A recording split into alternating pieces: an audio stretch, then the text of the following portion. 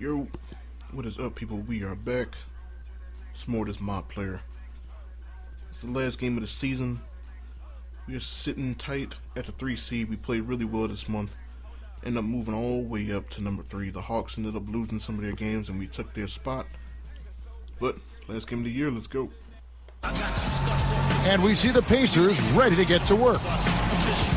Thanks for joining us live for NBA basketball on 2K Sports. This is Kevin Harlan with Steve Kerr, Clark Kellogg, and Doris Burke. We'll see the Indiana Pacers defending home turf in the Eastern Conference. Their last encounter was in Philadelphia, where they were able to handle the 76ers. They've got the edge, 2 wins in 3 games against this team, going for number 3 here.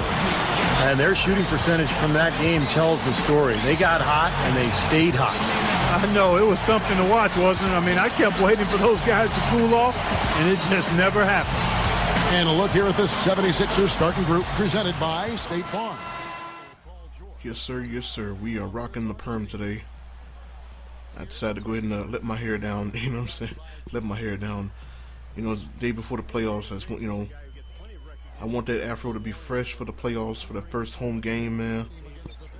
You know, it's about that time we just start getting ready. This game really means nothing to us.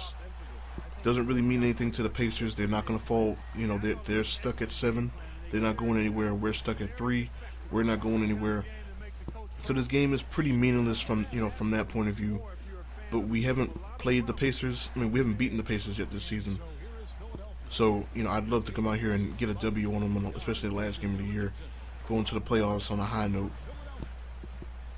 But one thing, we're going to play the 6th seed, and it's between the Hawks and the Knicks. The Hawks right now are in the 5th, with 2 games left. And hit him with the little pass fake. You know what I'm saying?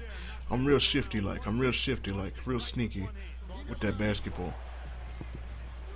But I definitely, if I had a choice, I would definitely rather play the Hawks. I mean, the Knicks have a lot of. Go ahead and finish that one off.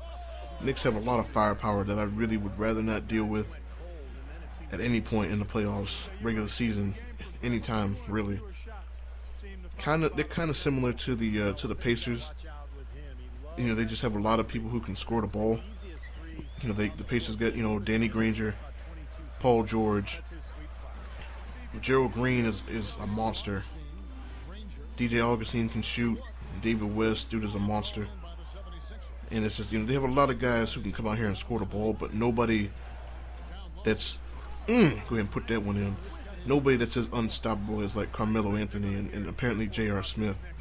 The computer hits us with look at this again, man. Look, the computer hits us with this alley-oop cheese. Nobody even touched the ball. So I'm like, you know what? They want a cheese, man. I can go ahead and cheese too. Go ahead and finish that one off. Give me them 2 points back. But definitely, I'd rather play the Hawks in the first round if I can. So hopefully they hit us with a little alley-oop cheese. So hopefully they lose a couple games, go ahead and slide down to that 6th spot. Let the Knicks move up. You know what I'm saying? Let them play the Bulls. You know what I mean? I'm on fire this first half. I didn't even mention that, but yeah, I was on point that first half, man, and having a little defensive lapse there to end the quarter. But misses what it counted had it gone in. So we've reached the end of the first half of play. 76ers on top, leading by 7. Well, folks, stick around here at halftime for the halftime show at Damon Bruce for all the highlights from our first half.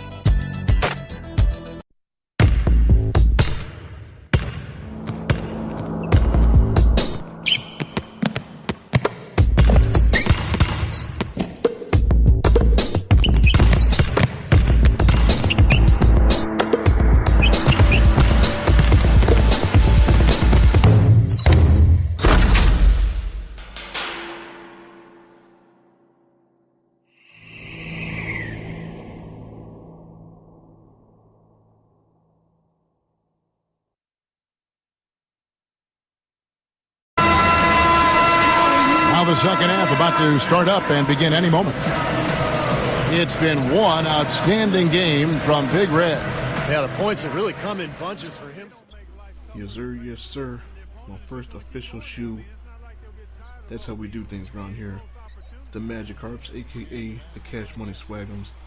Because when you wear them to the court, all you do is go splash. Props to my boy Goon for the slogan. But hey man, I'm rocking those, did I say walking? For my first home playoff game, so stay tuned for that. And while you wait, pre-order repair, you know. But anyway, put pretty good defense on that and go ahead and get that out of here, DJ Augustine. And definitely go ahead and take this easy too. Go ahead and get out my way. Get out my way. Grown permed man coming through. And basically right here, I'm just trying to pad this lead, man. I'm still shooting pretty well. And then for some reason, Roy Hibbert has rockets in the back of his shoes. You know, I should have put that in my shoes, because this dude jumps and flies forward 6 feet and shit. But it is what it is. I'm not tripping, you know. I'm not worried about it. We're still playing pretty good. We're up by double digits. So I'm not worried. Except for some reason, the Pacers have this guy named Michael Jordan. I'm sorry. I mean Gerald Green, who doesn't miss any shots. And he actually brought his team back pretty much by himself.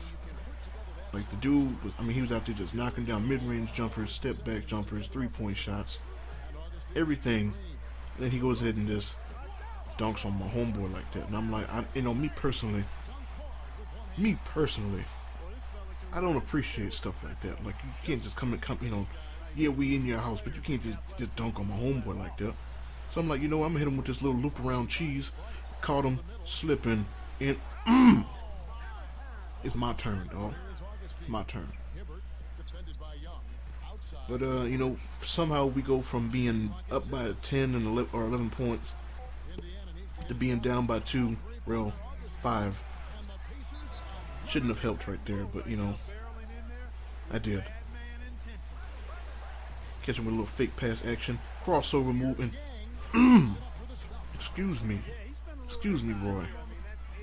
Excuse me. But I done seen that before. Go ahead and get that out of here, man. I've seen that. And you see nobody's covering me. I'm gonna go ahead and take this tray. Go ahead and tie the game up, cash it.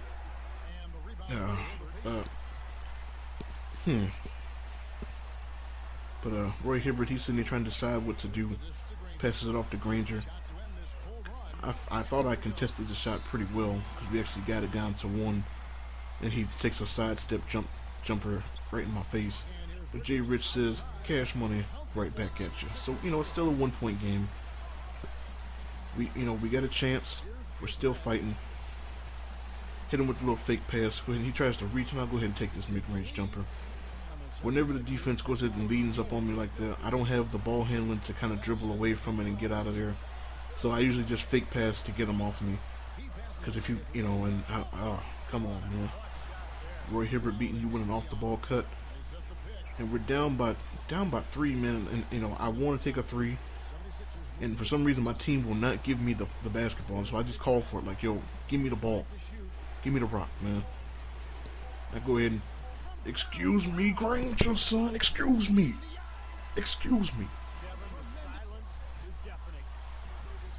Go ahead and tie the game up with 8 seconds left.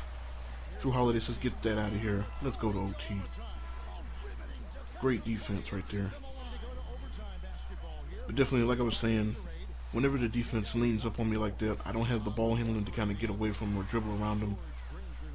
So I just kind of fake pass, because if you pass it, they're gonna jump the pass. If you shoot, it's gonna be a bad shot. If I try to dribble out of it, it's gonna be a turnover. So I fake pass to get them to reach and get them off me. And eventually the computer will stop doing it. But this overtime period was just, I don't know. I think maybe combined we missed about maybe 3 shots in this overtime period. Hit a little fake pass cheese and that fake pass, man. Fake pass is cheese. Not really. But Danny Granger cheeses right here with this stupid tip dunk. I don't know how he got that. But I'm gonna go ahead and get this rebound real quick. Trying to get up the court real quick. Try to get a quick score. They leave me open for 3, and you know, this time, cash money. We're going to go ahead and knock that down. Give us the 1-point lead. And I played some pretty bad defense there, man. He gets away from me, knocks down another shot. And pretty much the same, get the ball up the court quick, man, before they can get set. Try to get an easy shot. Thad goes ahead and puts that one in. Give us that 1-point lead back. Maybe I shouldn't have tried to block this, because they end up getting the ball back and taking the lead back. You know what I'm saying? But, you know, this is a really good game. Because, you know, I'm pretty sure a lot of my playoff games, and if you can do it, I can do it. Get out my way. Move, move, move. I got points to score. Look at those stats, man. Right here, we get the ball, 1-point lead. I'm trying to put the game, well, give us at least a 3-point lead. I get the pass through, but Bynum gets swatted by Roy Hibbert. So, all we need is a stop. We can go to the line, and look at this. Look at it. We get the end. Look. What? What? And then Jay Rich won't get in front of him to contest the shot. He tries to contest it from the side. And that, go ahead and try to put this one up for the W, but it ain't gonna work. I don't know how that happened, but I feel cheated. I definitely feel like we should have won this game, but whatever. It is what it is. Can't win them all. Game didn't mean shit anyway. I don't know how you guys lost the game tonight with the way your shots were falling. I was surprised the team didn't ride you a little bit more in the second half. Any idea why that didn't happen? Man, I was hoping you could tell me that. I mean, a guy with my level of skill who's just tearing it up out there, and yet you don't want to get him the ball every time down the court? How does that make any sense? I don't know, man. I ain't the coach, but if I was, you can be sure I'd be putting the ball into my hands more, a lot more. Ride the hot hand, man. This ain't rocket science.